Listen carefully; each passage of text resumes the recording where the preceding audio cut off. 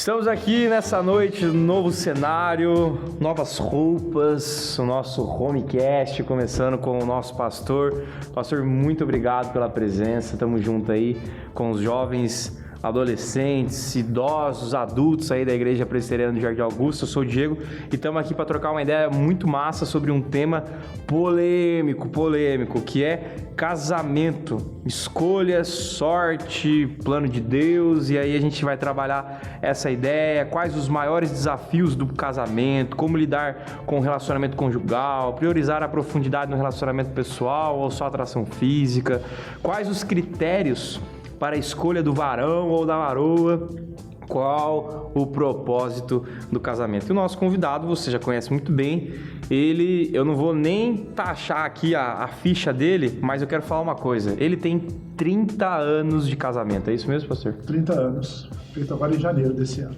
30 anos, então nós estamos aqui com um experiente, Reverendo Carlos César, muito obrigado, e daqui a pouco a gente volta à nossa primeira vinheta, valeu!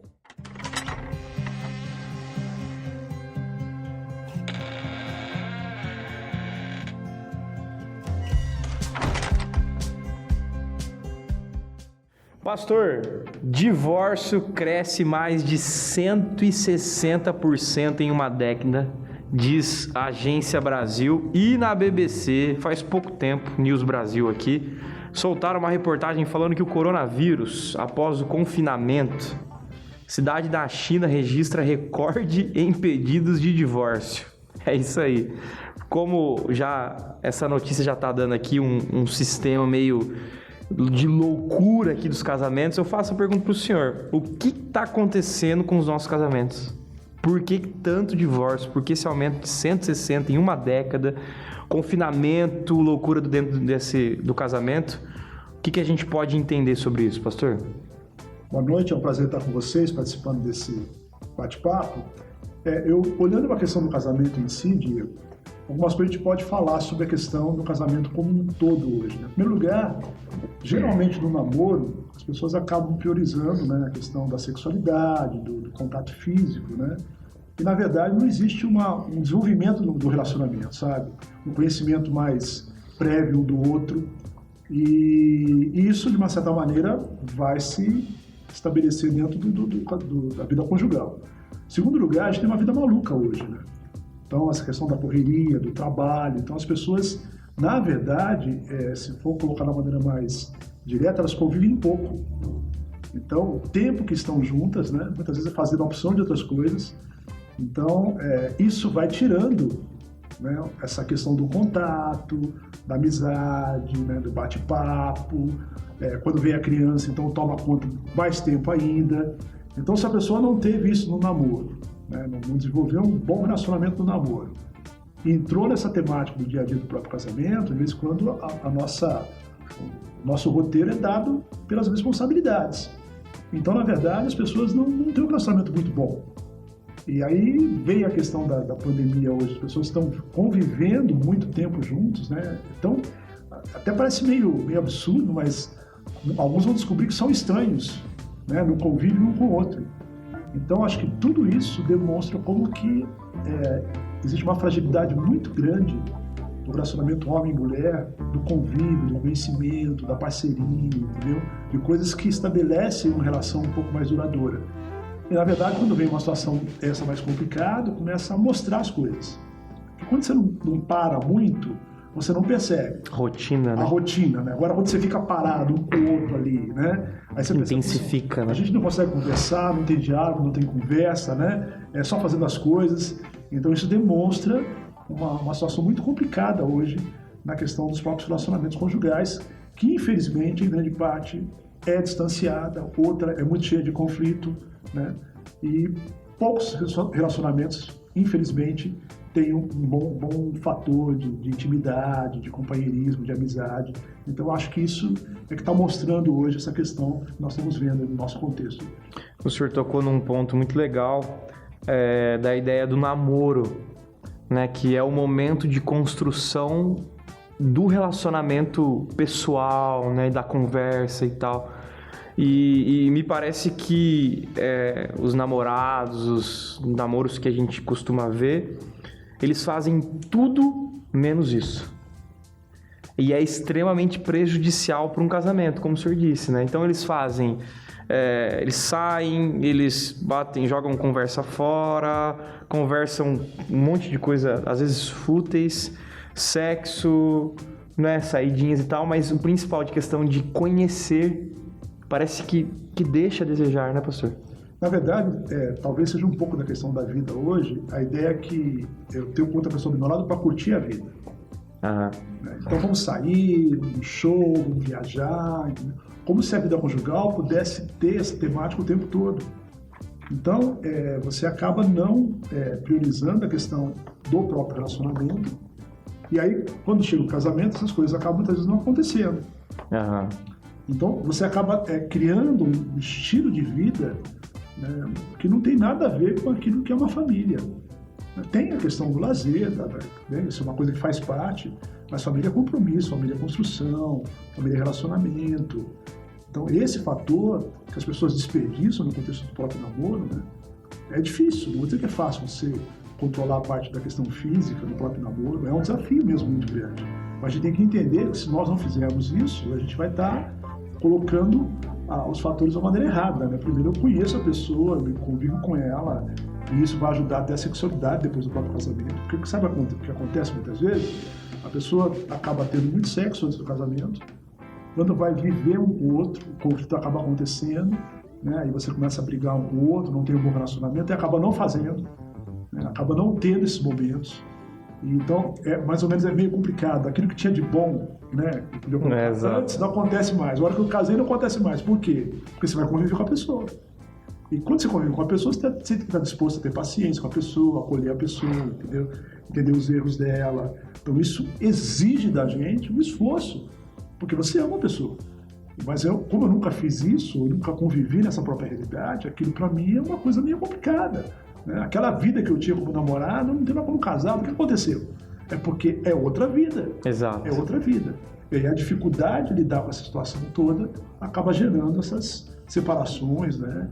Então é um conceito errado do que é casamento, entendeu? Então não dá. É lógico, por exemplo, eu fiquei muito tempo sem ter filhos, eu viajei bastante. Uhum. Então assim, na verdade tive essa possibilidade da viagem com meus filhos também, eu pude curtir, mas não foi uma opção minha, né, que eu demorei. Então tem momentos que você vai poder fazer isso e tem momentos que não vai dar, o espaço não vai ser mais suficiente para essa realidade. Esse Covid-19 mostrou alguns bichos, né, dentro da gente e dentro do nosso lar, né? E aí já me vem uma pergunta, né, essa ideia dos desafios para o senhor, 30 anos de casado, quais são os maiores desafios dentro de um casamento? Olha, acho que o primeiro aspecto que eu acho que é muito importante é você saber conviver com a diferença. Porque boa parte dos conflitos que a gente tem, eles ocorrem em função disso. Então a gente tem pelo menos 3 aspectos que vão gerar conflito. A questão da sexualidade, homem e mulher são diferentes. Né? A questão do temperamento, que também gera conflito. Quer dizer, o temperamento tem uma maneira diferente de lidar com as coisas do que o outro. Uma pessoa que é muito vontade, né? Rolar é fácil e tal. Casa com uma pessoa que é o fleumático, né? O tranquilão.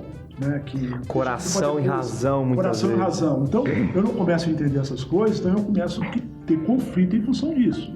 E outra coisa também que vai gerar o conflito, que é uma questão, é a sua herança familiar. Cada família cria uma cultura. Então, quando você casa, esse choque vai acontecer.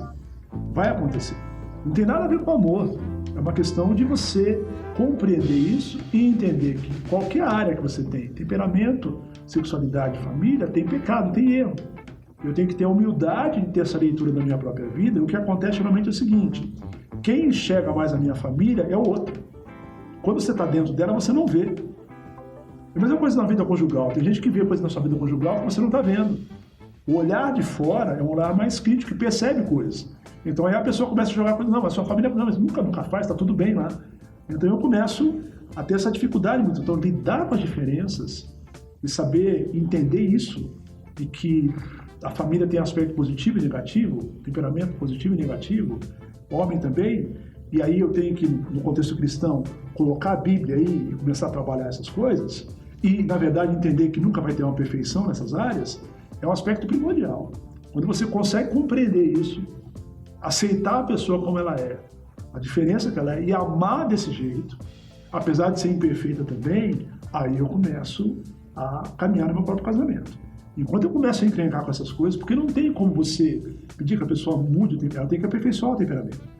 Então, amar é isso, né? Você é uma pessoa como ela é. E todos nós temos que crescer e avançar. Então, isso dá muito conflito, dá muita confusão. Dá muita confusão. Isso, por não entender isso, as pessoas se distanciam e, na verdade, vem a incompatibilidade. Sabe essa ideia? Mas não é mesmo compatível. Né? Você vai ver que em muitas coisas você é totalmente Famílias diferentes, tudo, é muita diferença. É muita diferença. Por isso que o amor tem que ser uma coisa muito, muito forte aí. E aí que eu acho coisa bonita. Dá certo. O bonito do casamento é isso. Mas não é possível, mas as pessoas se amam. Aprenderam a se respeitar, a compreender o contexto do outro. Isso que eu acho que é o bacana do casamento. É o diferente, né? Junto, com compromisso, com amor e fazendo uma coisa bonita. Então eu acho que essa... Bom, quando vem os filhos, é a mesma coisa, cada filho é de um jeito. E você vai ter que amá-los dessa maneira, né? E alguns vão puxar você, outros não. Quando puxa a gente, tem mais conflito com a gente, com certeza. Exatamente. Né? Então tem esse fator. Então, essa realidade, né, de você... Eu diria assim, a gente tem uma dificuldade muito grande de lidar com a diversidade. E família é o primeiro lugar que você vai ter que aprender a fazer isso. Aí depois vem genro, vem nora, né? Vem o pacote. Não, vem o pacote. E é um desafio constante. Então, eu acho que a maior dificuldade que eu sinto é essa perspectiva. Em segundo lugar, eu digo o seguinte... o casamento é muito reflexo daquilo que a gente é como indivíduo. Quer dizer, falta de maturidade nas pessoas gera muito confusão no casamento. Eu diria que esse é outro segundo fator muito complicado. Quer dizer, quando eu cresço como pessoa, quando eu cresço como indivíduo, eu sei lidar mais com as coisas. Você percebe que tem pessoas que vivem décadas ou menos no conflito, nunca foi superado. Então isso não cresceram. Quando você cresce, você supera as dificuldades. Então a falta de maturidade pessoal, de crescimento pessoal, é uma coisa assim muito, muito séria e vai gerar essa dificuldade. Então as pessoas vão ficar derrapando, não conseguem avançar, não conseguem progredir porque não cresceram. É a maturidade que dá condição de você superar as dificuldades aí no contexto da vida cristã e como ser humano, como indivíduo também. Então esse é um aspecto primordial e eu creio que esse é o segundo aspecto que dá muito problema na questão da vida conjugal. Diferenças, né? Essas diferenças conjugais e a imaturidade cristã, né? Até, né? Essa é a imaturidade do próprio eu, né? Eu estava pensando na hora que o senhor estava falando, o senhor colocaria como a família não só família, mas o próprio casamento como uma grande escola? Eu diria assim, na minha visão, casamento é a grande oportunidade de você ter as grandes mudanças na sua vida. E eu vou dizer o porquê. É lógico, a primeira é a vida cristã. Sim. Que a Bíblia aponta para você os seus erros. Mas em termos de relacionamento, certo? Você tem o feedback o tempo todo de quem você é. E vou dizer com toda certeza. Olha, você pode jogar que 60%, 70% que o outro fala, ele tem razão. Ele tem razão. Então, agora, a gente nunca conviveu... o problema do casamento é que é um relacionamento muito aberto, né? E aí, de uma hora para outra, esse feedback acontece o tempo todo. Exato. E eu não estava acostumado com isso, porque a mãe bota a mão na cabeça, o pai dá um feedback mais... e tal. Mas eu estava em casa, ninguém reclamava de mim, agora você reclama de mim o tempo todo. Tava melhor na casa do meu pai. Exatamente. Quer dizer, agora você fica me cobrando e tal. Quer dizer, é lógico. Então, o casamento é isso. Ele te dá essa oportunidade. Se você começar a escutar o feedback... eu gosto muito daquele texto de Efésios que fala que o homem, como Cristo, ele vai amar a sua mulher, vai purificar, sabe? Quer dizer, ele vai melhorar a sua mulher. Eu quero dizer que isso é dos dois lados. Exato. Entendeu? Então eu começo também a melhorar como indivíduo e ela como mulher. Então os dois crescem juntos. E o casamento vai melhorar cada vez mais diante dessa perspectiva. Então, com certeza, uma frase que é errada, assim, casamento por si só não muda ninguém. Mas quem casa tem que estar disposto a mudar. Não tem como. Entendeu? É uma necessidade. Não tem casamento que vai avançar se não tiver mudança. Então, se a pessoa não está a fim de mudar, então não case. Você quer continuar do mesmo jeito o resto da vida? Tudo bem. Mas olha que coisa interessante. Como as pessoas... quando o relacionamento não é legal, acontece o inverso. O casamento piora as pessoas. Um negócio meio antagônico, né? Na mão de Deus ele pode produzir coisas maravilhosas e longe de Deus produz as coisas piores possíveis. Eu acho que tem muita gente que entra no casamento e que não tem essa visão aberta para aprender com o outro. E aí eu acho que o que acontece, pastor, é a anulação de algum dos lados, né? Sim. Isso acontece muito, né? Você vê homens, mulheres aí anulando totalmente, porque elas não querem confrontar, né? Porque essa ideia, você quer ser confrontado? Case. Né? Mas e aí, como que eu posso aprender com essa confrontação? Porque aí a pessoa não quer aprender, ela não quer ensinar, logo tem um casamento frio de anulação. De anulação. E tem um fator lógico que em muitos momentos você, por não saber falar também, você, em vez de ter o efeito correto, você acaba errando. Sim. Você vai apontar isso. Tem duas coisas que acontecem no relacionamento conjugal. Quando um tem ou é muito forte na maneira do comportamento, ou é muito bravo, entendeu? Ou manipula muito, ele consegue vencer a batalha. Né? Eu tenho razão, é do meu jeito. Mas o outro, ele se anula. É uma competição. É uma competição. Se o outro não se anular, vai ser uma briga constante. Vai ser uma briga constante. Ou então, o terceiro ponto que o pessoal acaba criando, o distanciamento. Cada um com a sua vida. Cada um no seu quadrado, tem umas coisas que a gente está junto e tal. Então, mas não é um casal. Não é um casal. As pessoas criam estratégias, né, para manter isso. Então, nenhuma dessas opções. E tem aquele casal que está lutando, que está melhorando, que está avançando, né? E esse daí é o que vai superar, que vai avançar. É uma batalha, mas que estão construindo. Acho que o casamento é isso, construir o tempo todo. Então, esse seria o casal cristão. A dificuldade é inerente, demora um pouco mais, um pouco menos, nós vamos superando, vamos avançando, vamos melhorando. E aí você percebe que Deus está atuando no meio daquele próprio casal. Esse seria o ideal para a gente como cristão, que tem essa possibilidade, ainda mais do feedback da esposa, tem o feedback da palavra, né? Então eu tenho duas coisas acontecendo para apontar onde eu tenho que melhorar na minha vida. Que aula, pastor, muito bom. Mas e aí, pastor, e o sexo? Né? Dentro do casamento, muitas vezes o casal, ele baseia sua relação apenas no sexo, né? Como lidar com a falta de profundidade no relacionamento pessoal? Talvez até um gancho pro início, né? Da questão do namoro, né? Eles trocam, fazem sexo e não baseia no relacionamento pessoal. E aí no casamento, você quer só basear em sexo, né? E esse relacionamento pessoal totalmente desestruturado. Como que a gente consegue ver isso? Na verdade, assim, o que vai acontecer no casamento é que a sexualidade, quando ela é efetuada sem um bom relacionamento, chega uma hora que começa a perder sentido. Porque aí acaba sendo uma sexualidade sem afeto. Mecânica. Ela funciona muito mais para o homem. Porque o homem pode, momentaneamente, ele é atraído por aquilo que ele vê, entendeu? O contexto da sedução é muito mal, então ele pode ir lá até momentaneamente satisfazê-lo. Mas para a mulher é horrível isso. É horrível. Não há conquista, romance... Não tem. Então, assim, sempre que o homem se aproxima da mulher, se torna um pouco mais carinhoso porque ele quer sexo. Depois que não tem o sexo, ele não a trata mais dessa maneira. Entendeu? Então, na verdade, isso acaba tirando uma relação um pouco mais profunda. Para a mulher é muito ruim. E o homem, depois de um certo momento, também vai sentir isso. Entendeu? A mulher se torna um objeto. E depois o homem vai sentir isso também. Também o peso. Que ela está praticamente... Ela não quer fazer, mas está fazendo porque você quer. Então, isso não vai ser legal.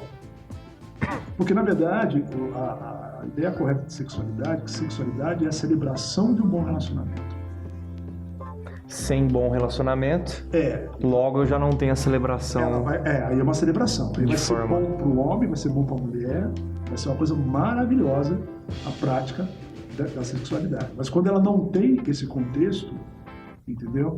Então ela não vai cumprir o papel. Aí tem cara que fala, mas a minha mulher não sabe. Alguma coisa está errada. É uma coisa que tem que ser muito claro, que eu não digo em termos de qual vai ser a rotina de sexualidade do casal, mas a Bíblia diz que tem que ser uma prática, né? O próprio Paulo fala que você só pode separar, né, um aspecto ali do corpo e tal para fazer oração, Mas volta. Volta logo. Mas não é que ele está dizendo, e eu acho que principalmente falar isso, né? É que ela faz parte de alguém que se ama. Ela faz parte de um relacionamento legal, entendeu? E eu tenho que olhar essa própria realidade, inclusive o próprio alerta, para que o inimigo não ocupe espaço aí. Né? Porque se você não tem essa vida de sexualidade, você está, de uma certa maneira, fragilizado nessa área. Então, como é que eu resolvo isso? Não é só a prática, né? É o relacionamento. Então, acaba criando esse espaço para o inimigo tentar derrubar a gente, né? Traição. Então, agora, o que não pode fazer é tentar tratar da sexualidade só em alguns casos, que tem alguns problemas ou outros, a pessoa pode ter um trauma, tem gente que é abusada, nunca fala para o marido, fica escondido, então essas coisas vão ter reflexos da sexualidade. Mas fora disso, né, é uma questão que tem que ser tratada no relacionamento. No relacionamento. Então, é um fato, é importante, mas ele é reflexo do próprio relacionamento. Então, o grande problema hoje que tem é que se criou uma ideia de sexualidade na questão do prazer só, né? Pornográfico, né? E isso, de uma certa maneira, é a destruição, né? A desvalorização da mulher, né? Você olhar da mulher como objeto. Então, a gente deve realmente olhar para isso da pior maneira possível. Mas, infelizmente, quando isso não acontece, a gente sabe que a pornografia hoje é muito comum, entendeu? Sites, internet, né? O homem acaba buscando isso, a mulher menos isso, entendeu? Tá errando, porque teria que tentar resolver o próprio relacionamento dele. Mas é mais fácil a fuga, né? Do que você encarar, né? Que é uma construção, você tem que abrir mão, você tem que escutar. Na verdade, é uma luta muito grande. E quando há essa construção, é sensacional, porque a celebração se torna realmente celebração. Já não é o peso do sexo, já não é o peso de relacionamento. Puxa, que peso, eu vou lá agora. Não, mas é uma... E olha que palavra gostosa, celebração. Celebração, a alegria. Muito mais, é a festa de duas pessoas que se amam. Tem uma opção de coisa que as unem, né? E o sexo é mais uma coisa, entendeu? Finalizando aquele processo todo ali. Então, por isso que a Bíblia fala, né, que a sexualidade é o último do processo de um casal que quer se casar. Porque ela vem para celebrar. Quando você inverte, você vai ter a opção de dificuldade. Exato. Porque tá naquele momento lá. Então, aí o papel dela é fundamental. Fundamental. Nesse sentido de celebrar a união de um casal. Então, quem se relaciona bem, tem bom sexo. Que legal. Legal, e é uma coisa que a gente precisa pensar, né, pastor? Porque o quanto a sociedade bate na questão sexo, né? Porque os cristãos não estão falando, né, sobre isso? Qual é o problema da gente por não confrontar, por não falar, talvez, sei lá, abrir mais as nossas aulas, né? Para falar sobre sexo, para falar um sexo sadio, um sexo criado por Deus, porque o que me parece é que tem muitas pessoas que começam a olhar pra gente como tabu, né? Ah, vocês são aqueles que têm o dogma, então vocês não falam sobre sexo. Eu acho um livro... É horrível isso. Um livro que eu acho maravilhoso, e é uma maneira muito clara de como você aborda a sexualidade, é o Cantares de Salomão. Uhum. Você não vê nada de menino ou mulher, entendeu? Ele compara a mulher com tudo que é belo, ele fala da fidelidade, ele fala do prazer de estar com a mulher, ele fala com a mulher é cheirosa, ele cita até parte do corpo dela, mas comparando com coisas belas. Nada de tornar a mulher objeto, sabe? Colocando a mulher no patamar extraordinário. E é um livro que fala sobre sexualidade. Exato.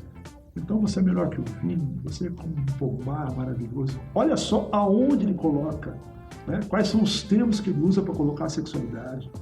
Então, assim, eu me lembro de um livro, meu pai sempre cita esse livro, acho que é do Robson Cavalcante.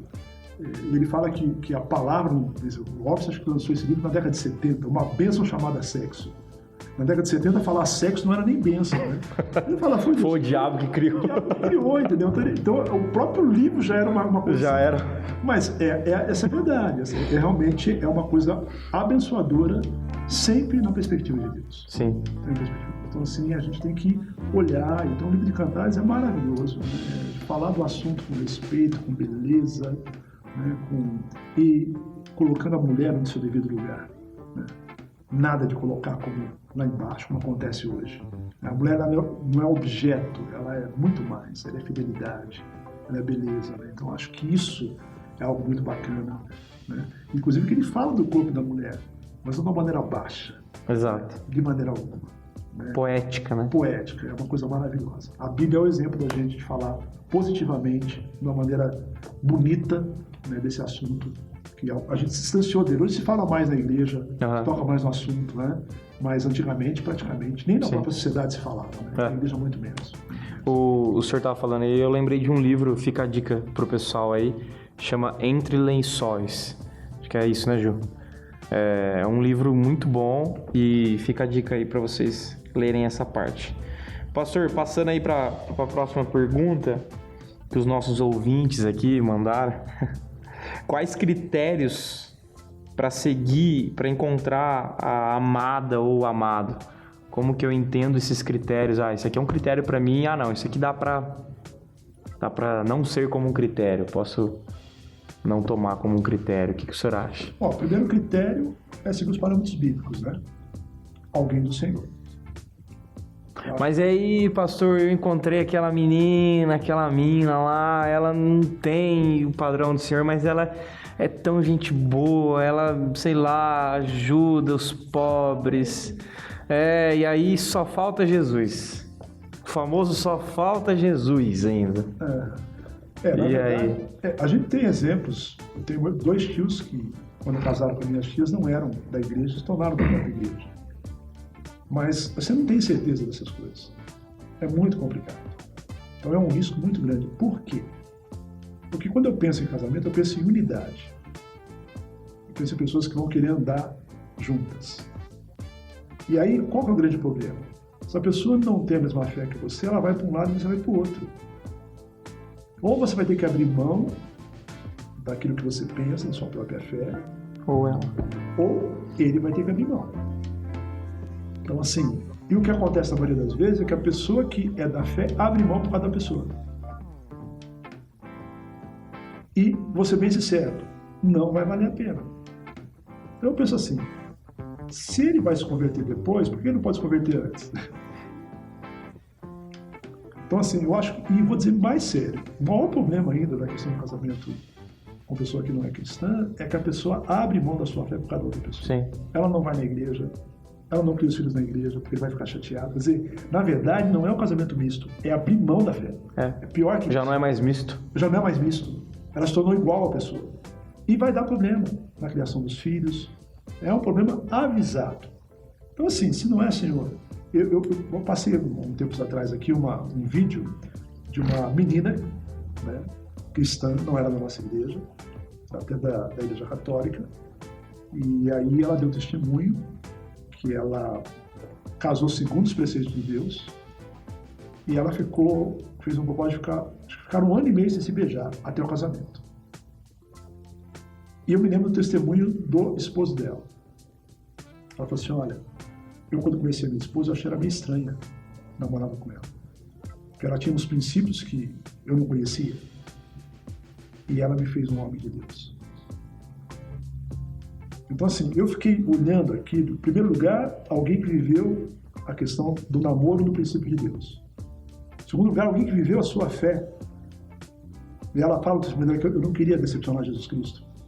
E que por causa disso, o esposo dela atual, que não era uma pessoa voltada para a fé, ele vai para Deus por causa do testemunho daquela mulher. Então, o que falta para a gente hoje, eu sei que é uma luta muito grande. Sim. Mas o maior problema é que a pessoa abre mão da sua fé. Como é que eu quero ser feliz na minha vida? Então, assim, vamos pensar em hipóteses, né? Você quer casar comigo? Quero. Eu vou na igreja todo domingo. Mas não concordo. Então, tá lá. Quer dizer, na verdade, eu vou ser bem sincero. Se você colocar as questões para alguém que não é da própria fé, se essa pessoa amar você muito, vai ficar com você. Ela vai achar a gente maluco. Achar maluco. Não, mas nesse ponto eu não quero. Quarta-feira, 11 horas da noite. Exatamente. Gravando um homecast. Exatamente.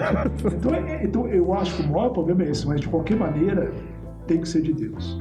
Segundo lugar, a Bíblia diz que tem uma promessa de Deus, né? Que a esposa, que a herança vem dos pais, mas a esposa prudente vem de Deus. Eu tenho que orar.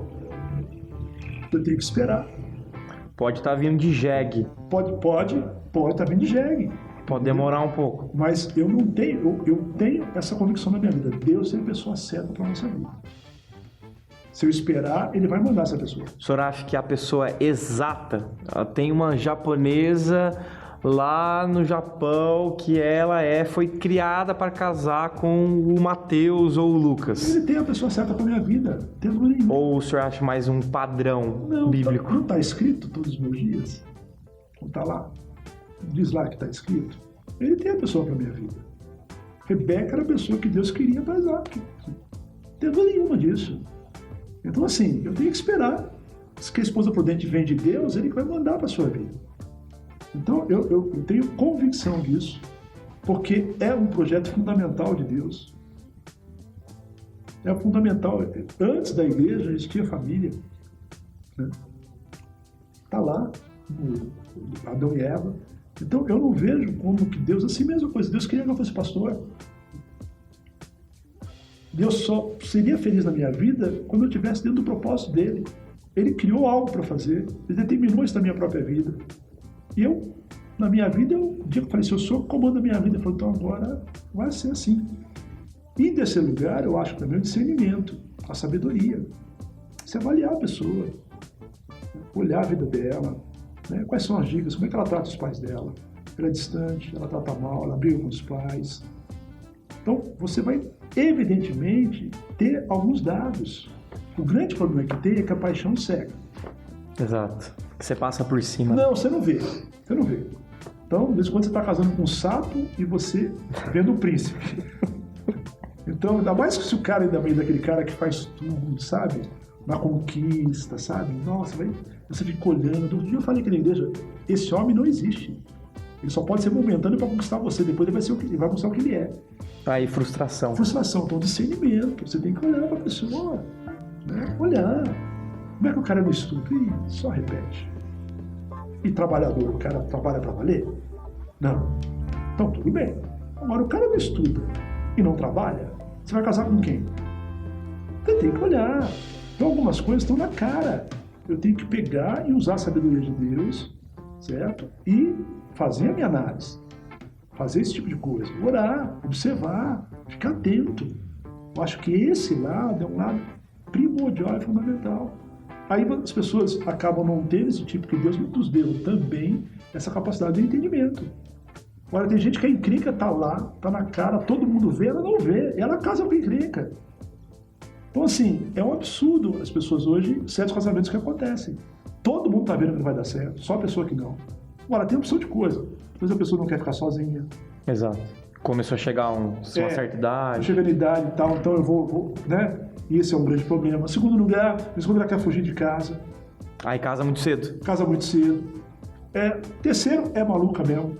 Entendeu? Conheceu na internet, depois de Tinder. casou e tal. E aí, não tô dizendo que você não possa conhecer. Pode. Mas por que nem casar em 6 meses? 3 meses. Não, pô. Mas isso é pra gente que depois de mais idade e tal, que não tem tempo pra namorar, né? Não tem muito tempo. Senão, se namorar muito, morre, entendeu? Mas quem tá novo, tem tempo pra isso. Manda um abraço pro meu pai aqui, que eu falei exatamente isso pra ele. Não tem muito tempo pra namorar e tem que namorar e casar logo. Casar logo, de uma vez e tal. Então, assim, na verdade é isso, mas não tem porquê. Então, assim, eu olho pra esse lado. E quarta coisa que eu queria dizer é o seguinte: a gente não trata com o devido zelo essa área da nossa vida. O cara na profissão dele, ele pesquisa, estuda, vê o mercado, entendeu? Faz duas faculdades, entendeu? Ele vê ele faz uma análise enorme. Se as pessoas tivessem a preocupação com a vida profissional, com a vida sentimental, seria outra coisa. Não sei o que eu vou fazer, não. Eu vou experimentar várias profissões, se não der certo, tudo bem. Ninguém faz assim. Mas no casamento faz. Vamos ser bem sérios, você namorar demais não é um bom aspecto. Não é um bom sinal. Não é. Porque todo namoro você se expõe, você mexe com o sentimento de alguém, entendeu? Eu não consigo entender que Deus fala, você namora 10, depois dessa primeira eu vou mostrar pra você quem é. Não quero dizer que você não possa ter experiência de namoro, né? Namorar algumas vezes. Mas, pô, tem gente que tem 10, 15 namoros. E o namoro longo, pastor? 10 anos namorando. 15 anos namorando. Aí tá algum problema. Aí tem alguma coisa errada aí? Uma coisa errada.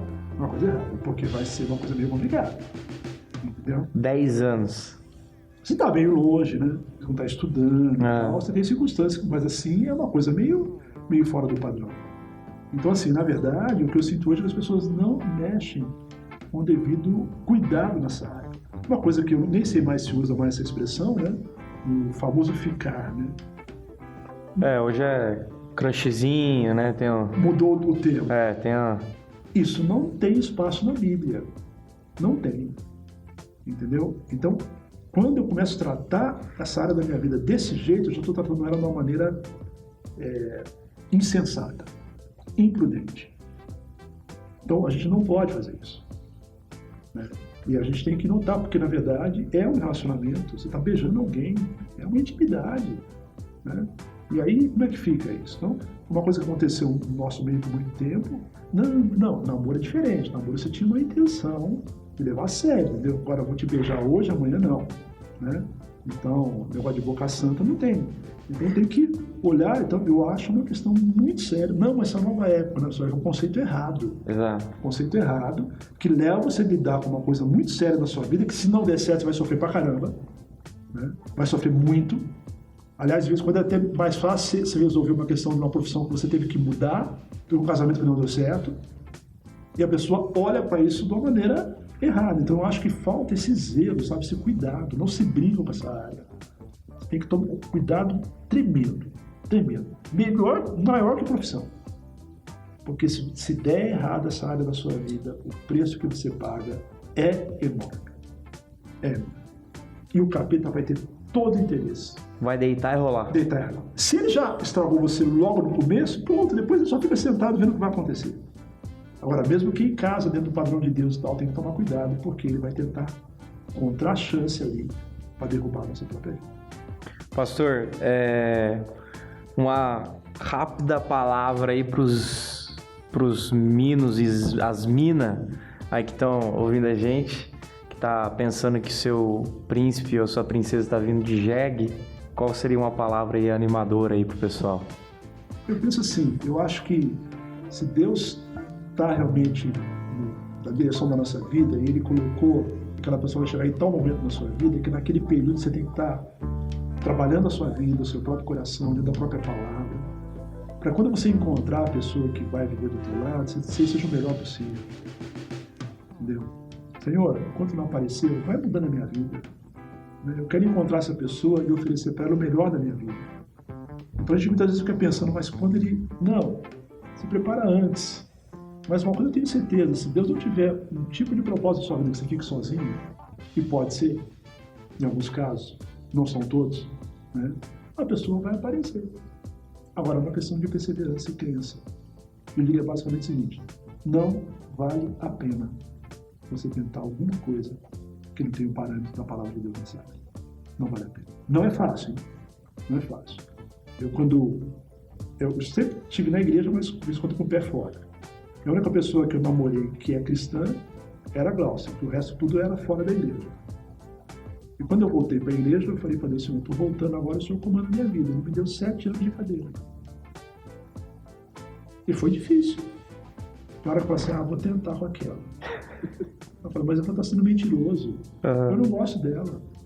Né? Era só um desejo. É só um desejo. Eu não quero ficar sozinho, mas isso é... Então, assim, é difícil. Essa questão de ficar sozinho é muito forte, né? É forte. E o pessoal fala, você está escolhendo, você vai ficar sozinho. O pessoal da igreja não ajuda, né? Não ajuda. Não ajuda. Fica o aviso aí pro pessoal. Não ajuda. Parem. Não ajuda. Fica aí, não. Pô, eu, na época que eu fiquei solteiro, bom tempo, tinha mãe que oferecia filha pra mim. Vai lá com a minha filha e tal. Eu fico imaginando pra filha. Uma coisa... Eu sei que a mãe não fez por mal, mas imagine a filha. Né? Como é que ela se sentia? Tinha mãe que pegava, levava lá. Oferecer catálogo. O catálogo tá aqui, a minha filha tá lá. Tinha mãe que escolhia, já viu essa questão? A Bíblia fala que quem vê a esposa prudente é Deus, não é os pais. Os pais têm que orar, orientar. Sim. Mas arranjar... Casamento arranjado. Exatamente. Nossa, você tá vendo esse filho escolhido, ainda joga praga em você vai ficar sozinho. Então eu penso assim, a igreja também acabou lidando, não pode fazer isso. Não pode.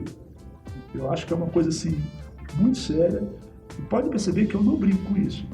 Vocês já perceberam, né? Sim, é verdade. Eu não arranjo casamento com ninguém. É verdade. Porque fizeram isso comigo, eu tinha raiva, eu ficava muito bravo, entendeu? É uma intromissão na sua vida, é algo muito sério que vai definir grande parte do seu próprio futuro, e eu não posso trabalhar com isso. Não, e quantos casais entraram nessa furada? Ouviram pressão e casaram. Exatamente. E tem gente que sabe tudo, né? Vocês vão dar certinho. O cara é... Quase que Deus falou assim, Deus agora usou, né? Pergunta pra ele que ele sabe. Então, assim, é uma maneira muito errada de tratar isso, né? Eu sei que dá brincadeira, sim. Em casa, você tem liberdade, tudo bem, sabe? Não tô falando que você não possa... Mas aquela pressão contínua... Não pode. Eu já conheci, conversando com uma pessoa, que ela casou porque ela não queria ficar sozinha. E apareceu alguém para casar, e deu certo? Lógico que não. Aí quando eu escuto o negócio dele, eu falei assim, o que ele vai fazer no casamento comigo? Você não casou por amor, não casou por orientação de Deus, casou porque eu fiquei com medo de ficar sozinho. Casou por causa de solidão. Todas as minhas amigas casaram e eu fui a última. Né? Casou com o primeiro. Então, esse é o fator. Então, isso é uma pressão. A sociedade faz pressão, tudo. Depois que você casa, não vai ter filho ainda, sabe? Então, sempre tem esse lado. Você não tem liberdade... Sempre tem a próxima pressão. Exatamente. Né? Você teve um, cadê o segundo? Exatamente. Então, não tem fator. Então, você não teve neto ainda, né? Então, assim, então é uma coisa que talvez não façam com mal, mas a gente, como cristão, deveria abandonar esse tipo de discurso, sabe? Viver o momento. Viver e olhar a seriedade disso, tratar com mais zelo essas coisas, com oração, sabe? Eu acho que isso ajuda muito as pessoas a caminharem com mais tranquilidade, sem pressão, né? E aí vai ajudar a própria escolha. Eu acho que não tem erro a gente curtir o momento, né, pastor? Eu falo isso direto pra Ju. Ju, vamos curtir esse momento pré-filho. Porque a gente sabe que quando o filho vem, tudo muda, né, pastor? Totalmente. E isso também, você adolescente, jovem que tá ouvindo, curta o seu momento. O seu momento de solteiro, o seu momento de solitude, de estar sozinho agora, ser satisfeito com Deus, de curtir os amigos, né? Não tem problema a gente curtir esses momentos, né? Mas a sociedade e a igreja ficam empurrando isso, né? Exatamente. Muito chato, né? E quando você tiver filho, seu pai vai ficar sozinho, né? Não vai ter essa possibilidade. O sozinho ele vai vir só depois, quando o filho crescer e tiver 20 e tantos anos. Exatamente. Então eu acho que esse lado, a gente tem que ser um pouco mais cuidadoso, mais zeloso em lidar com algumas coisas que são muito importantes, são muito sensíveis na vida das pessoas. Então eu não gosto de brincadeira nessa área, mas de jeito nenhum. É verdade. Eu sofri muito. E afeta muito a pessoa. Afeta muito a pessoa. Eu nunca fiquei traumatizado, nada disso, de jeito nenhum. Eu sou bem tranquilo nessa parte, entendeu? Mas assim, eu ficava muito triste de ver essa postura. É só para, assim, colocar um pouco mais essa questão do preconceito. Quando eu comecei no ministério, eu era solteiro. Tava com quanto, pastor? 26 anos. 26 anos. Minha idade? 27, tô com 27. E aí, eu não sei quando eu tava no ministério, e chegou um irmão presbítero, e aquele dia eu respondi isso, mas veio na cabeça. Ele falou assim, nossa, pastor, deve ser muito complicado ser pastor solteiro. Eu falei, pior mal casado. Veio assim na boca, sabe? Eu não aguentava mais esse negócio que agora eu era pastor. Essa pressão. E agora, porque eu não sou casado, eu tenho mais dificuldade de volta. Eu falei, não, pior do que ser solteiro é ser mal casado. E a gente sabe disso. Um mau casamento, praticamente, não é mau casamento atrapalha o pastor, atrapalha tudo. Tudo. Sim. Ou ela te puxa, ou ela te sustenta. Te sustenta, exatamente. Então, na hora eu falei, mas percebe que a pressão não para? Sim. Coitado do apóstolo Paulo, o pessoal ia arrumar casamento para ele o tempo todo. Nossa. Ele ia arrumar o tempo todo. E para casar com o Paulo tinha que ser uma maluca. Porque maluca.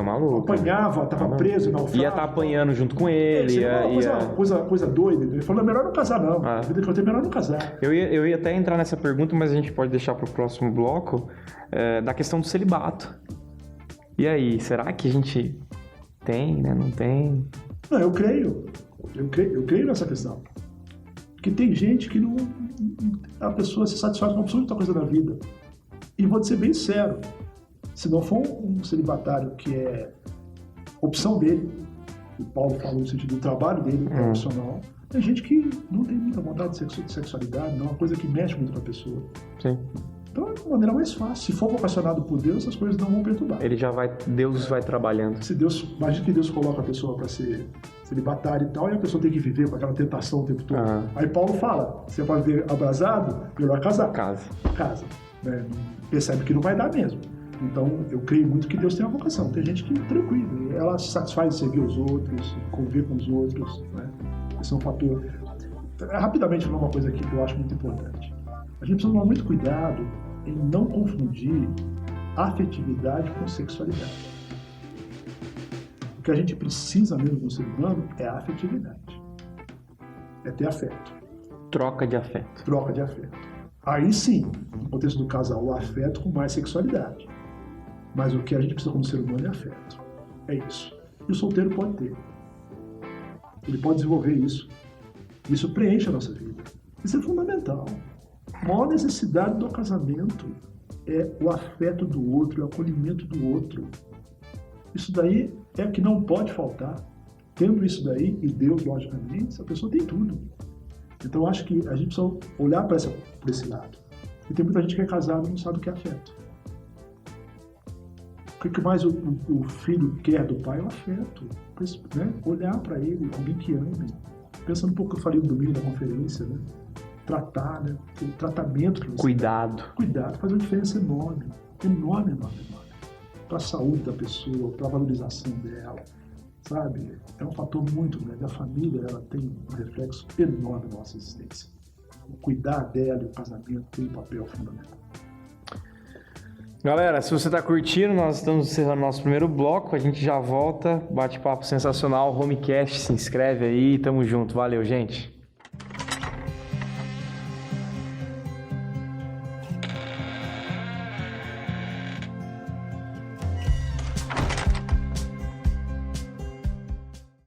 Estamos de volta com o nosso Homecast, convidado mais que especial aqui, Reverendo Carlos, muito bom, 30 anos de casamento, estamos falando aqui sobre casamento, escolhas, divórcio, já falamos de um monte de coisa e estamos juntos, é muito bom estar com vocês aqui. E essa próxima pergunta tem essa ideia da idolatria, casamento e idolatria, é um papo meio conectado aí. Como que a gente vê, pastor, esposos e esposas se perdendo dentro dessa ideia da idolatria, amando mais o seu parceiro do que Deus, ou até eu estendo um pouco mais a pergunta, amando mais sexo, amando mais ser companheiro daquela pessoa do que companheiro de Deus, e trocando essa ideia do foco principal da nossa vida, que é glorificar a Deus e estar com Ele, ser satisfeito nele.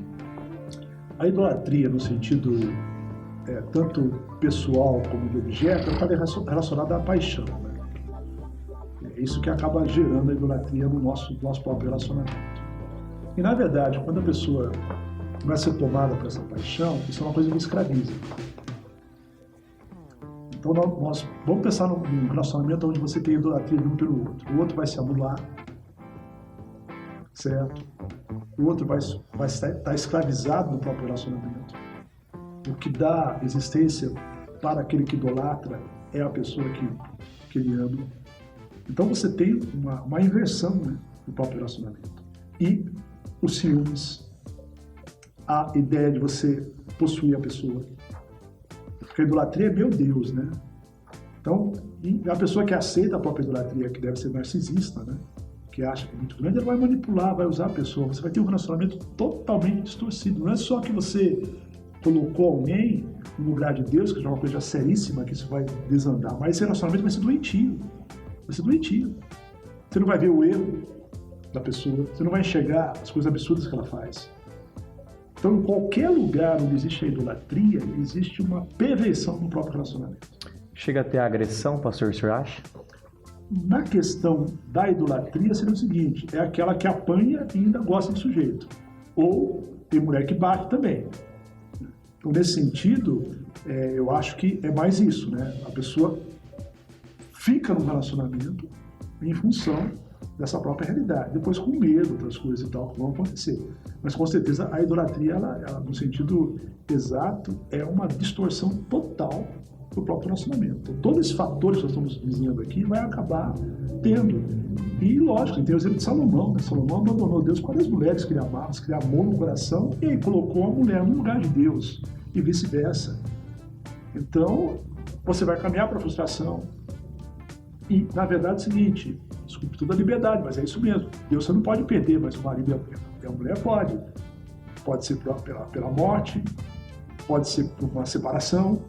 Tem gente que perdeu o rumo da vida por causa da separação. Não se reergue. Não se reergue mais, porque ela colocou o foco em alguém que não pode ter isso. E toda coisa, pai que idolatra filho, é um grande problema. Não só no casamento, toda uma família. Amizades. Uma relação doentia. Igreja, gente que idolatra pastor. Então, assim, é uma visão errada da própria realidade, é um ser humano, você não está enxergando o que está acontecendo com ele ali. E a pessoa jamais vai conseguir produzir na sua vida o que você quer. Não, jamais, não tem como a pessoa produzir, preencher sua vida, quem preenche é Deus, ela tem outra função na sua vida. Então, eu vou estar frustrado. É uma frustração que vai acontecer no caminhar. A expectativa sempre vai estar altíssima. É impossível que isso vai acontecer. E você nunca vai conseguir chegar. Não vai conseguir. Então, realmente, isso acaba distorcendo o próprio relacionamento. E vai distanciar de Deus, porque não tem como. Aí, voltando aqui, a gente falou sobre a questão do casamento fora da própria igreja, é isso, né? Em que lugar você vai colocar a pessoa? Exato. Esse é o maior problema. Já no início, na própria escolha. Qual lugar que a pessoa vai ter na sua vida? Então, e aí, uma coisa que é muito bacana é o seguinte: quando você busca Deus, Deus está no lugar correto, você vai amar muito melhor a pessoa que está do teu lado. A troca de afetos também é diferente. Vai ser muito melhor, você vai cuidar muito mais dela. A idolatria muitas vezes é posse, sabe? Aquele negócio de... Então, é uma coisa... Não, Deus faz você amar a pessoa de uma maneira equilibrada, de uma maneira constante, de uma maneira real. Não é aquela paixão doentia que te traz o descontrole, mas é uma coisa que preenche a sua vida. Por isso que a Bíblia fala sobre moderação. Sabe? Você entende mais as diferenças. Exatamente, você entende mais a diferença. Então é uma coisa gostosa de você crer. A idolatria é distorção. Ela bagunça. É desequilíbrio. É uma coisa doentia. É um relacionamento doentio que só vai dar coisa errada. Eu lembrei do senhor falando relacionamento doentio, eu lembrei de uma pergunta de uma menina, eu não lembro para que pastor que ela fez, mas a pergunta era mais ou menos assim: pastor, o meu futuro esposo, né? Acho que ela estava noiva e tal. Ele é uma bênção, um homem de Deus, um cara crente, toca no louvor e tal. Mas eu tenho algumas dúvidas ainda em relação a casar com ele, porque ele bate na mãe dele. Aí a pergunta para aquele pastor foi: eu devo continuar? E aí, pastor? O cara bate na mãe. Não, na verdade é assim, como é que... Mas ele é um... É uma bênção. É uma bênção pra... Então, mas com a mãe dele não é. Se ele bate na mãe, então como é que a pessoa pode ser a bênção pra um e não pode ser a bênção pra E um? aí eu lembro que o pastor ainda respondeu assim: casa, minha filha. Casa, porque aí você vai ser uma bênção pra mãe, porque a mãe vai parar de apanhar. E vai começar a bater. Não, vamos pensar Acho que foi até um vídeo que a gente passou aqui, não foi? Ficou o Cláudio Duarte. Isso, exato. O vídeo que a gente viu aqui. Agora, veja só uma coisa. Se o cara bate na mãe, ele vai bater em todo mundo. Então, assim, como é que alguém pode olhar para isso? Mas ele é bonitinho, ela e tal, mas ele vai ficar feinho. Pai. O que ele faz é muito feio. Então, assim, é muito complicado. Mas uma coisa que acontece com a gente, quando a gente vive longe de Deus, a gente diminui o discernimento. E a paixão fala mais alto. Né? E as promessas da pessoa. Então, você vai sendo enganado, envolvido naquilo, por estar longe de Deus. As coisas de Deus já não são mais... Não são mais. Foco na sua vida. Exatamente. Então, você já não resolve as coisas partindo com o pressuposto cristão, né? É isso. Esse é um fator, na verdade, muito complicado. Então, a gente tem que estar bem longe dessa parte, porque isso não é um relacionamento saudável de maneira alguma. Vai dar muita consequência negativa no próprio relacionamento. Legal, pastor. Pastor, basicamente o nosso tema aqui, né, o casamento, o senhor acha que é sorte, escolha ou o plano de Deus, né? Até a gente já passou um pouquinho dentro dessa ideia, né, há várias áreas, né, do cristianismo, colocando, existe a pessoa certa, tem um caráter correto, a atitudes de uma mulher, atitudes de um homem que eu devo buscar, ou é sorte mesmo, eu tava lá naquela rua e apareceu a Ju e eu casei com ela. Eu creio que é plano de Deus, Deus manda a pessoa certa, mas é um trabalho da sua vida. Encontrei a pessoa certa, pronto. Descansei. É só esperar que naturalmente a coisa vai rolar. Não é naturalmente. Há uma construção. Uma construção. Encontrar a pessoa certa é um fato fundamental para você andar bem. Agora, por que as pessoas muitas vezes casam porque se amam e a coisa não anda? Porque não souberam lidar com os problemas. E no nosso caso, nós não somos amor. Deus é amor. O nosso amor tem que ser plantado, tem que ser semeado. E nós temos que criar isso. Então, o grande problema que tem é isso, né? Existe uma caminhada, uma construção. E muita gente não sabe fazer esse processo. Essa pessoa se torna certa a cada dia. Vai construindo, você vai melhorando o casamento, você vai passando por fases mais complicadas, supera aquilo, melhora, bem a maturidade. Então o relacionamento ele se constrói com o tempo.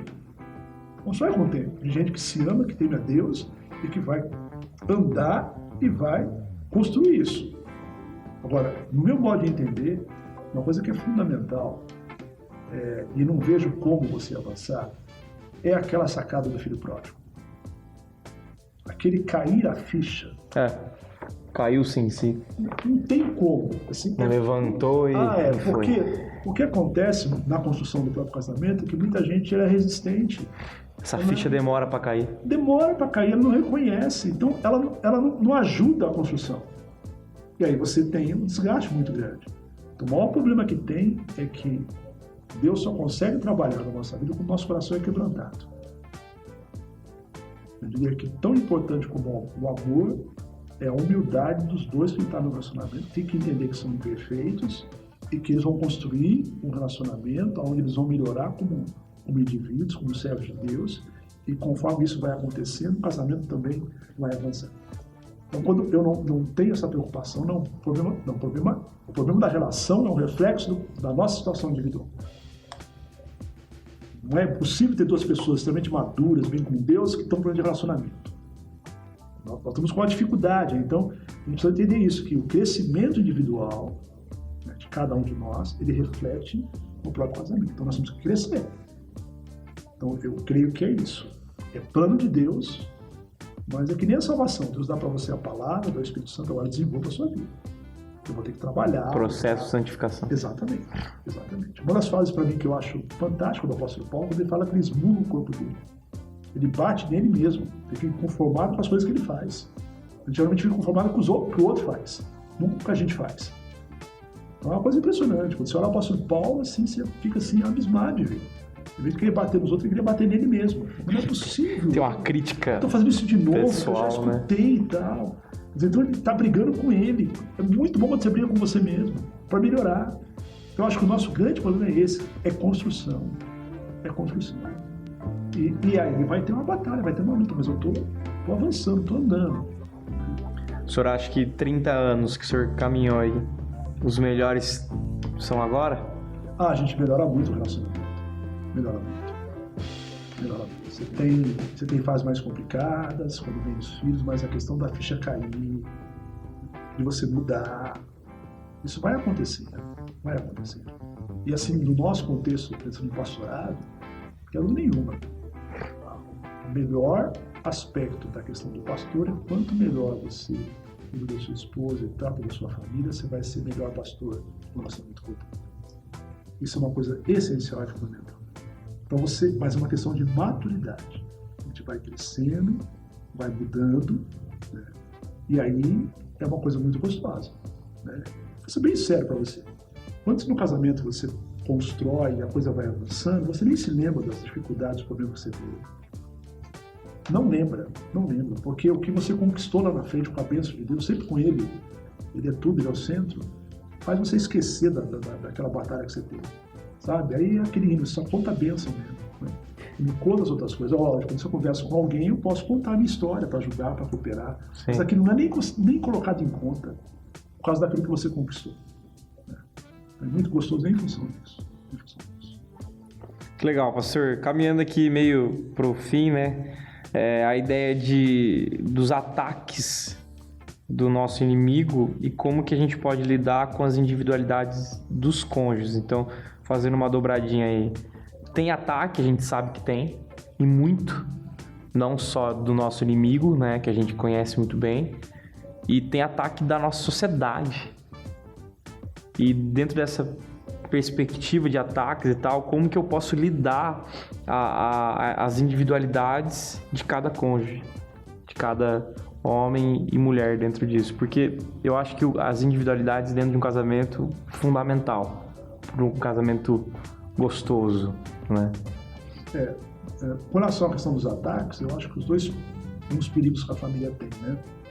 A questão da materialista, quer dizer, o ganhar, o ter, o conforto é prioritário na própria família.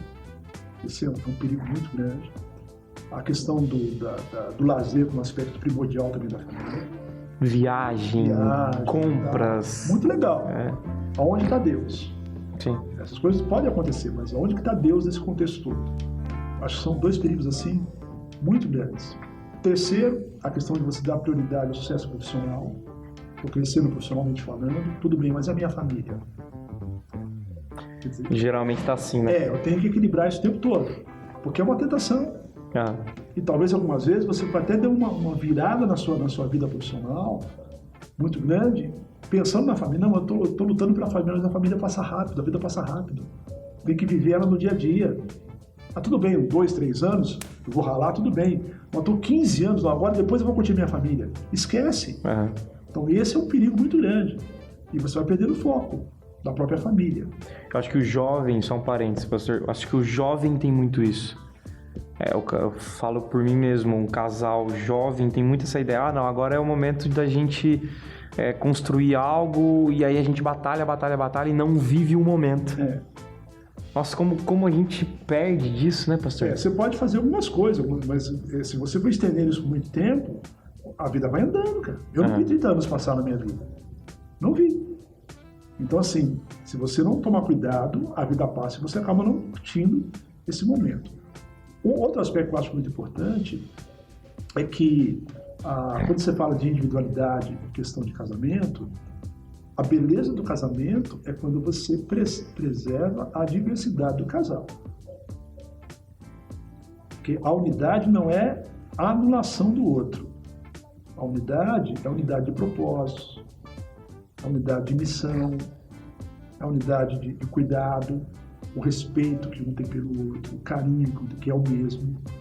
Então, isso é fundamental. Pode, então, ter o futebol da quinta-feira dos meninos, o brigadeiro das meninas. Não, isso não tem qualquer problema. Essa questão que eu tenho que ficar colado no outro o tempo todo. Unidade não é. Até porque. Possessivo, né? Não, para mim, amor é liberdade. Amor é liberdade. Sabe? Quando o relacionamento se torna um peso pro outro, como está errado. Está errado. Quer dizer, o relacionamento não pode pesar pro outro. Então, não tem que ter esse lado, sabe? Eu não quero que você faça. Quer dizer, esse negócio de amor começa a colocar muito não quero, a coisa está errada. Está errado, você está escravizando o outro. E ninguém que é um escravo se torna feliz. Então, e você está eliminando o que o outro quer fazer. Tem gente que é assim, né? Ela quer ter um controle sobre o outro, e se não fizer aquilo que eu quero, eu me sinto infeliz. Quer dizer que o outro tanto importa. Ele só vai ser feliz se você fizer aquilo que você quer. É uma visão errada. Eu tenho que dar essa liberdade para o outro. Né? E não pode ter essa prisão. E aí você preserva a unidade da pessoa. Eu diria assim, casamento que prende, que tenta colocar limite, mas eu quero sempre você do meu lado e tal. Esquece isso. Isso é uma questão, né, que não é por aí. Não é por aí. Então dá liberdade. Não é bom se sentir falta do outro. Desculpa, se ficar o tempo todo lá do outro, nem saudade dá para ter. Então, você acaba isolando um pouco essa questão do outro. Então, assim, é uma maneira errada. Então, a unidade está nisso, né? Propósito, o afeto. E a beleza nisso, né, pastor? Maravilha. Então, eu nunca vejo Deus assim. Deus dá uma liberdade, todas as comissões listas, mas nem toda compensa. Tem que olhar por isso. Faz opção para um lado e para o outro. Não tem problema nenhum. Você vai de padronizar as coisas, padronizar casamento, sabe? Esquece isso. É uma coisa fora da perspectiva bíblica. Então, a gente tem que padronizar comportamento, padronizar postura. Isso sim. Agora, outras coisas não. Por isso que cada casal forma a sua família de maneira diferente, mais correta, com princípio, com Deus. E é diferente da maneira deles funcionarem. Sim. Então, assim, eu tenho muita dificuldade de colocar muita regrinha, sabe? Você tem princípios que você vai colocar em prática. Como o casal vai resolver aquele princípio, eu não sei. Mas se eles estão fazendo aquele princípio e está sendo bom para eles, acabou. Quer dizer, nem esse negócio de padrão. A gente quando briga, a gente ora antes e tal. Para com isso. Se você faz isso, tudo bem, você consegue? Eu não consigo. Eu não consigo. Eu não oro nem antes, nem depois. Né? Assim, na verdade, é a realidade. A ideia é que o pastor é o supra, né? É o começa a criar uma o sacerdote intocável. Você não pode dormir se não fizer a paz. Aí você fica até 5 horas da manhã brigando, não consegue fazer a paz e dorme ficando cansaço. Então, a gente tem princípio. Né? Não tem problema nenhum passar um dia ou outro brigado com a pessoa. Amanhã você faz o teu filho. Eu acho que tem muito um problema passando a ideia de que alguns casais são perfeitos, né? Isso é tão ruim, né? Porque aí a grama do vizinho sempre é mais verde. Mais verde. E essa ideia de comparação destrói, né, pastor? Destrói. E aí você começa até a ser infeliz. Você era feliz até conhecer o outro. Agora eu me sinto infeliz, entendeu? Então é uma coisa meio absurda. Então eu não tenho essa perspectiva. E eu acho que amor é isso. Amor dá uma liberdade. Porque a pessoa te acolhe, te aceita como você é, sabe até das suas falhas. Algumas até que vão caminhar a vida toda. Eu acho muito legal um casamento que tem algumas falhas, que tem um período que irrita muito você, depois você começa a rir. Você sabe exatamente o que a pessoa vai fazer, mas aquilo não irrita mais você. Eu preciso chegar nesse ponto ainda, Ju. Não, vocês estão há pouco tempo, assim. Mas tem coisa que não vai mudar, não tem importância, não é moral, não é espiritual, não é nada. Não é nada, entendeu? Aí você pega, pronto, acabou. Né? O fato de o cara que deixa o chinelo sempre na porta da casa, a mulher nunca gostou, uma hora que ela não liga mais. Ele vai chegar e deixar o chinelo. Você já sabe. Já sabe o que vai fazer. Dá risada disso e ri com ele. Que importância tem isso? Nenhum aspecto espiritual, nenhum aspecto moral. O casamento faz isso. O casamento, quando a gente segue a visão de Deus, a gente começa a dar importância para aquilo que é importante. O senhor acha que o casamento deixa a pessoa menos chata? Ou potencializa? Potencializa. Se dominou alguém ali e tal, no próprio casamento, tenta impor a sua maneira de ser, vai ser um peso muito grande. Né? Eu acho que as famílias têm que se respeitar uma outra. Né? E entender, tá tudo bem na sua casa, tá tudo bem, tá legal. Vocês são diferentes, somos. Eu acho que é isso. Essa é uma realidade muito grande. Pode ficar comparando e tal. Né? Se puder ajudar, a minha experiência com o outro, ela pode ser útil até, mas jamais é padrão. Padrão é Bíblia sempre. Sempre. O único padrão que eu posso usar. Legal, pastor. Para finalizar, a gente trazer a última pergunta aí. Foi muito bom o papo contigo. Muito bom mesmo o Homecast, cada vez mais especial e falando aí o pessoal que quer casar. Qual é, então, o propósito fundamental do casamento? A gente entendeu que não é idolatria, a gente entendeu que a gente tem que buscar o entendimento do próximo, né? Uma ideia de empatia, né? Você se rebaixa muitas vezes. Mas e o fim? Qual é o fim? Eu preciso casar pensando em... Então, aí tem um fator que eu acho... A gente começa a criar certas frases que eu acho que são meio problemáticas. Eu não sei se na teologia já escutou isso. Você não pode buscar a sua felicidade, você tem que buscar a glória de Deus. Sim. Para com isso, as duas coisas são antagônicas. Não são antagônicas, mas é totalmente errado você pensar, eu quero ser feliz e glorificar Deus. Tem muita ideia de você se rebaixar, né? A ideia do martírio, né? De se bater, então aí eu consigo a glória de Deus, né? Eu não sou feliz, né? Tá errado porque a Bíblia diz, aquele que confia no Senhor é feliz. Não, tá errado. Quem confia tem que glorificar, mas ele fala, quem confia vai ser feliz. Bem-aventurado, quer dizer, a Bíblia fala sobre felicidade o tempo todo, eu não posso buscar. Não tem nada errado nisso, eu quero ser feliz mesmo, cara. E muito feliz. E, na verdade, eu não separo as coisas. Glorificar a Deus não está ao contrário de ser feliz. Está totalmente ligado a isso. Então, e querer fazer outro feliz, logicamente. Tudo isso. Eu quero ser feliz, fazer outro feliz e glorificar a Deus. É que a gente coloca como antagônicas. Como antagônicos não são. É impossível alguém que procura glorificar a Deus que não vai ter a felicidade. E aquele que quer ser feliz segundo o mandamento de Deus não vai glorificar o nome dele. As duas coisas são presentes. A Bíblia não tem um caminho de felicidade? Lógico que tem. Então não teria esse termo lá. Sempre estaria lá. Primeiro você glorifica e depois você é feliz. Não tem isso. Não são coisas antagônicas. Então você busca isso mesmo. E deve buscar o tempo todo. O tempo todo. Sabe? e saber que você não consegue isso o tempo todo. Só isso. Seja realista. Sim. É só ser realista. Que tem hora que não vai ter muito. Mas eu vou caminhar para isso o tempo todo. O tempo todo. Eu acho que isso é primordial. Né? E não tem problema, porque eu acho que por muito tempo construiu-se uma teologia da culpa, né?